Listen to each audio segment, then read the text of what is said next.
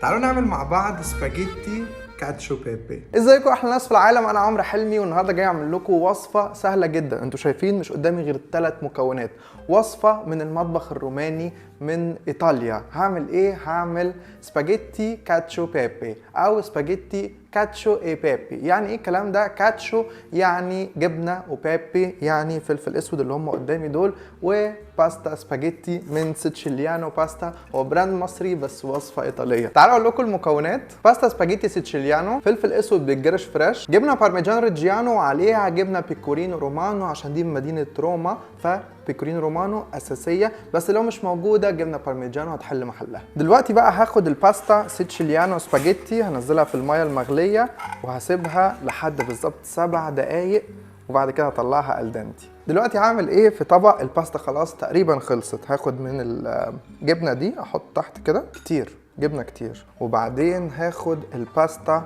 بتاعت سيتشيليانو السباجيتي اللي تجنن دي واحطها على سريرها من الجبنه البارميجانو. بعدين هعمل ايه؟ هحط جبنه تاني واحنا ورانا ايه. بعد كده هقلبهم كويس جدا مع بعض. بعدين هعمل ايه عشان اعمل صوص بقى من الجبنه دي؟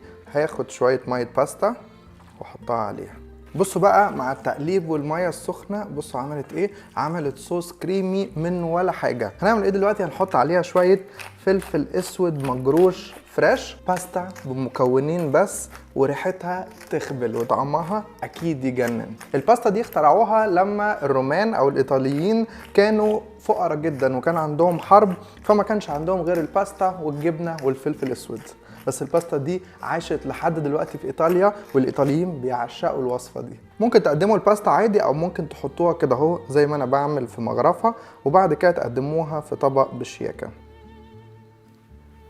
بصوا الحلاوه. اخر حاجه بقى شويه جبنه بارميجانو وخلاص على كده الطبق بقى جاهز. بصوا بقى كده عملنا من سيتشيليانو باستا سباجيتي احلى كاتشو بيبي. جربوا الوصفه دي، اعملوا لي منشن انا وسيتشيليانو لما تطبقوها.